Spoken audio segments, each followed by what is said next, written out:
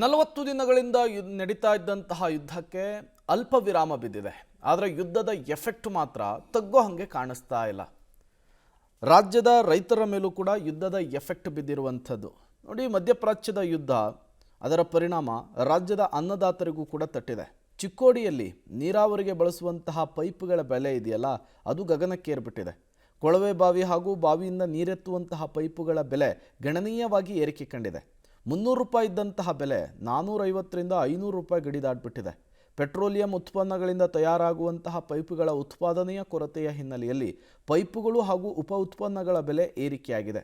ಇದರಿಂದ ಪೈಪುಗಳ ಖರೀದಿಗೆ ರೈತರು ನಿರಾಸಕ್ತಿ ತೋರಿದ್ದು ವ್ಯಾಪಾರದಲ್ಲೂ ಕೂಡ ಗಣನೀಯವಾಗಿ ಇಳಿಕೆ ಕಂಡಿದೆ. ಇರಾನ್ ಇಸ್ರೇಲ್ ಯುದ್ಧದ ಪರಿಣಾಮವಾಗಿ ಒಂದು ಕಡೆ ಗ್ಯಾಸ್ ಸಿಲಿಂಡರ್ ಸಿಗದೆ ಜನರು ಪರದಾಡ್ತಾ ಇದ್ದಾರೆ. ಮತ್ತೊಂದು ಕಡೆ ಈಗ ಅನ್ನದಾತರು ಕೂಡ ಸಮಸ್ಯೆ ಅನುಭವಿಸುವ ಪರಿಸ್ಥಿತಿ ಬಂದು ನಿಂತಿರುವಂಥದ್ದು. ನಿಮಗೆ ತೋರಿಸ್ತಿದ್ದೀನಿ PVC ಪೈಪ್ಗಳನ್ನು. PVC ಪೈಪ್ಗಳ ಬೆಲೆ ಈಗ ಗಗನಕ್ಕೇರಿರುವಂಥದ್ದು.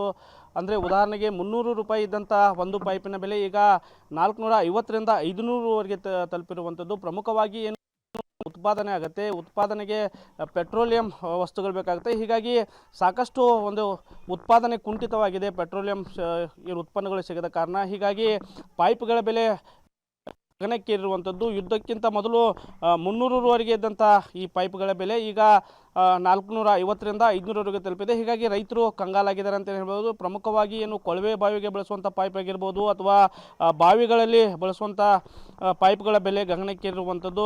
ಏನು ಬೇಸಿಗೆ ಕಾಲ ಆರಂಭವಾಗಿದೆ, ಹೀಗಾಗಿ ರೈತರಿಗೆ ಈಗ ವೆರಿ ನೀಡ್ಫುಲ್ ಅಂತಲೇ ಹೇಳ್ಬೋದು. ಅಂಥ ಸಂದರ್ಭದಲ್ಲಿ ಪೈಪ್ಗಳ ಬೆಲೆ ಏರಿಕೆಯಾಗಿರೋದು ರೈತರನ್ನು ಸಂಕಷ್ಟಕ್ಕೆ ತಲುಪಿರುವಂಥದ್ದು. ಯಾಕಂದರೆ ಈಗ ಕೊಳವೆ ಬಾವಿಗಳ ಮೂಲಕ ಆಗಿರ್ಬೋದು, ಬಾವಿಗಳ ಮೂಲಕ ಏನು ತಮ್ಮ ಜಮೀನುಗಳಿಗೆ ನೀರು ಉಣಿಸಬೇಕಾಗುತ್ತೆ. ಹೀಗಾಗಿ ಪೈಪ್ಗಳ ಬೆಲೆ ಗಗನಕ್ಕೇರಿರುವುದು ರೈತರಿಗೆ ಒಂದು ರೀತಿಯಾದಂಥ ಸಂಕಷ್ಟಕ್ಕೆ ತಳ್ಳಿದೆ. ಈ ಬಗ್ಗೆ ಇಲ್ಲಿ ಮಾಲೀಕರಿದ್ದಾರೆ, ಅವರನ್ನೇ ಮಾತಾಡಿಸೋಣ.